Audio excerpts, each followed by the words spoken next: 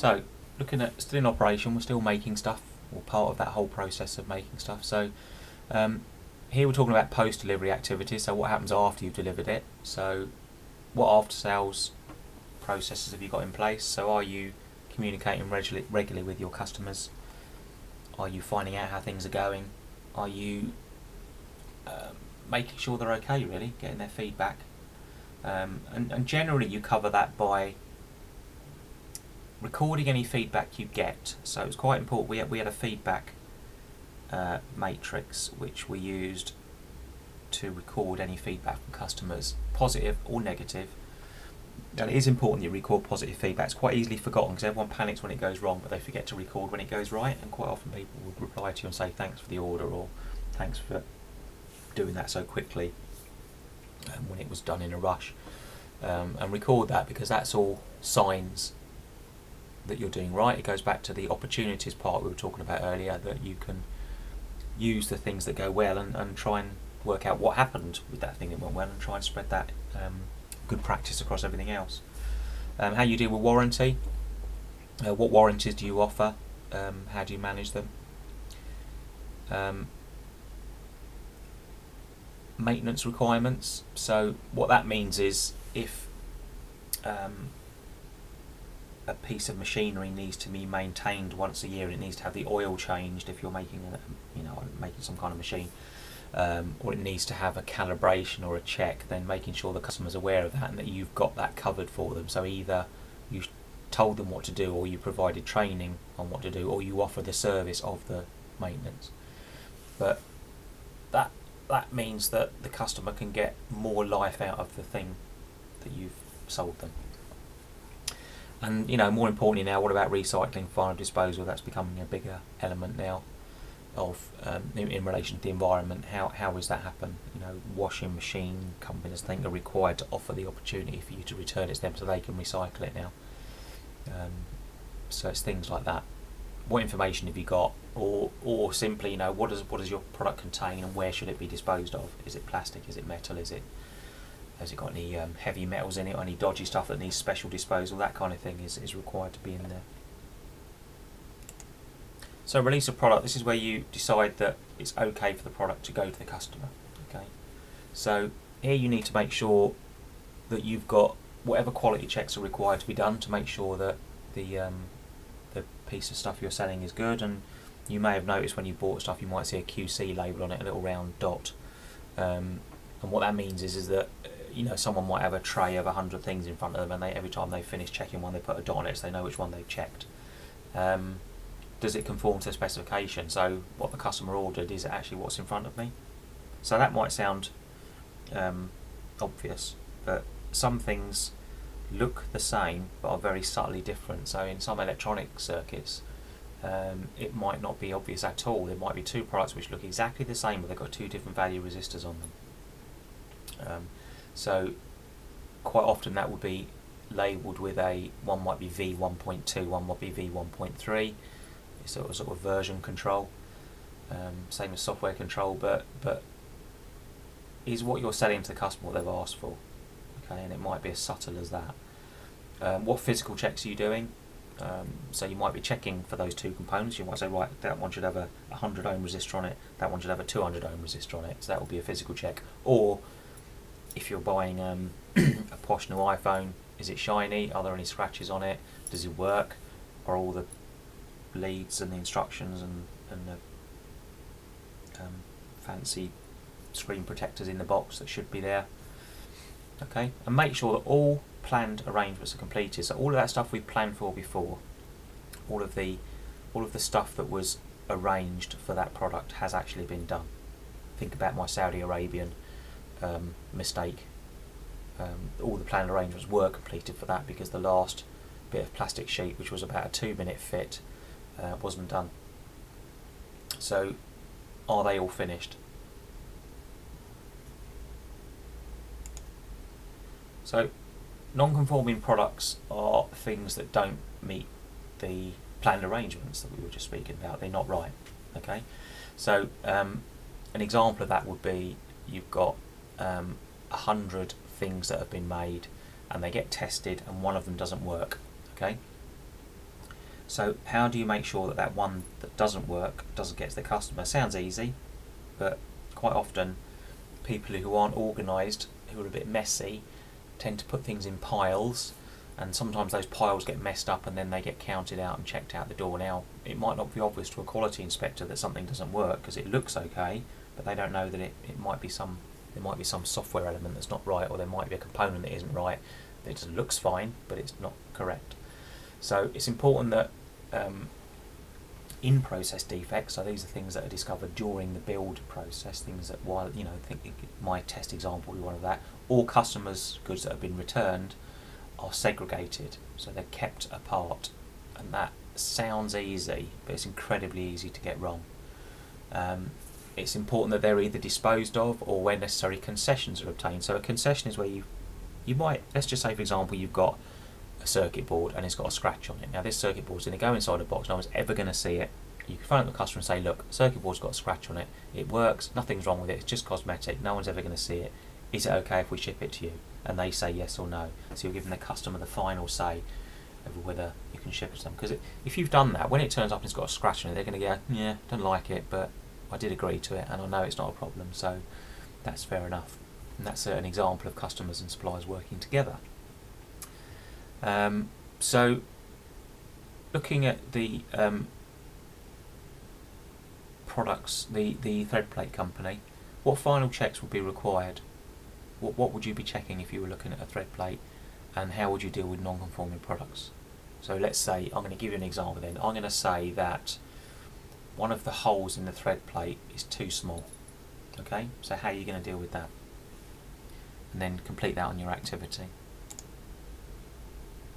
Okay, so performance evaluation. So this is where we take a step back and we have a chance to look at how we're doing. Really, this is what the quality system is about. Quite often this is a long-term thing, but it's about, the first thing you've got to do is work out what you're going to monitor, what you're going to measure, what you're going to analyse, and how you're going to evaluate it, what you're doing, and when you're going to do it. Okay, so typically you might do monthly statistics. You might look at customer returns. You might look at how many things you're building right first time.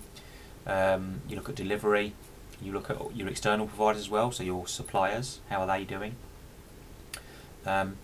Previous improvement effectiveness, what did you do before and is it working? So if you've made a mistake, like my Saudi Arabian plastic faux pas, and a new system has been put in place to make sure it doesn't happen again, is that working? Have we had any other instances? Have we picked up things that could have gone out but we saved at the last minute?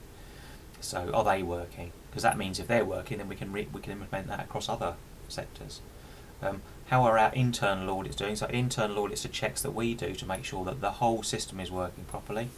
And have we had any external audits? So as part of getting the certificate, you need to get an external audit done by a registered body. Customers might come in and have a walk around your firm, say, show us how you do this, show us how you measure, is that calibrated? Show us how you check stuff that's going out the door. How do you segregate non-conforming material from conforming material? How is stuff labelled? How do you check that what you're building is what we've asked for? All of those kinds of things will be checked in an audit.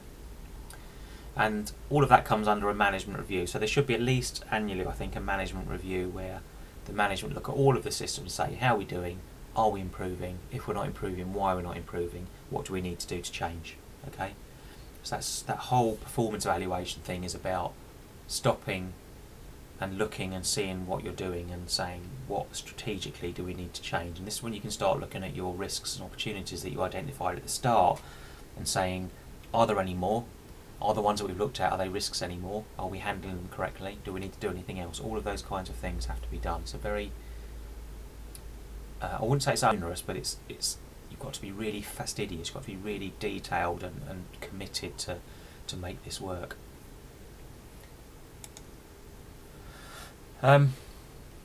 So out of that comes corrective action. So corrective action is, what am I going to do to make things better? And then continual improvement is, what am I going to do to the whole system to make it better? So corrective action would be a customer's returns a product, you look at what's wrong, you decide that somebody wasn't soldering it at the right temperature, for example, You go and speak to that person, find out why they weren't soldering at the right temperature. It might be that their soldering iron is defective, it might be someone told them the wrong number, it might be the paperwork that tells them what temperature to solder it at is wrong. Fix that, work out why that information was wrong in the first place. Is there somebody else in the firm that doesn't understand something correctly? Are we working to the wrong standards? Have we got the wrong legislation, document? Any of that could be wrong, and then fix that. Okay, that's what corrective action is. Corrective action is not getting the customer's product back, fixing it and send it back to them. That's fixing it. Corrective action is what you do to prevent it happening again. And then continual improvement is what you spread across the company from that exercise that may prevent it happening. So it's when you're looking at risks, you look at your corrective action, and then you need to look at your risks. You might have a problem with identifying legislation, for example, so you need to beef up your process for identifying legislation, and that's continual improvement. It's taking an event that's happened once on something and making it work across the firm. Okay. In terms of corrective action, and getting to the root cause of something, what actually caused that problem to happen, I want you to do a bit of research into the following. Okay. I want you to look at 5 whys, fishbone diagrams, and 8D processes, and I've been involved in all of these in business and other spheres as well. So I want you to work out what each of those 3 are. I don't know if there's space on the activity for it, but I want you to make space and just explain to me briefly what they're about. They're about essentially getting to the root cause of something, because the problem is that when you look at something, you can often say, I know what the problem is, there you go, I fixed it. Okay, but actually you haven't gone deep enough into it, because there might be some root cause. A classic one is I'm late for work, and you think, well, why was I late for work? Because the alarm didn't go off. That's it, done. The alarm didn't go off, that's why I was late for work. But actually, why didn't the alarm go off? Because the batteries are flat. And why the battery's flat? Because I meant to go out and get some batteries. I knew the batteries were low, but I meant to go out and get some batteries last week, but I couldn't because I was busy. Why were you busy? It's because I hadn't planned my day properly, and then I suddenly realised halfway through the Saturday that I was going to go get the batteries, I had this really important thing to do. So the problem is planning, not the alarm. Do you see what I mean? It's not that the alarm didn't work, it's that there's some fundamental problem with the structure. I know it's a bit looking a bit too deep, if you like, at your life for an alarm clock problem, but I'm just trying to demonstrate a point, and the point there is that something else caused the batteries not to be changed, and if you fix that, it's likely that lots of other things will be fixed as well. But you are getting to the root cause of the process, and if you change the batteries, for example, the batteries will go low again. Okay, so you haven't fixed the problem. You fixed that instance, you've got your alarm clocks working again, but 6 months down the line the batteries are going to go and you're going to be late again. So you haven't fixed the problem. You fixed part of it. You fixed a symptom, but you haven't fixed the problem. And that's what the 5 whys, the fishbone diagrams, and the 8D processes are all about. They're about getting to the root cause of the problem, fixing that, and making things generally better. I think that's the last slide of that lot. Yeah, so that's kind of a rundown of ISO 9001. It is a very complex document. It's a business document. It is incredibly complex, and most people don't understand its full detail. What I was trying to give you is a flavour of what it's about.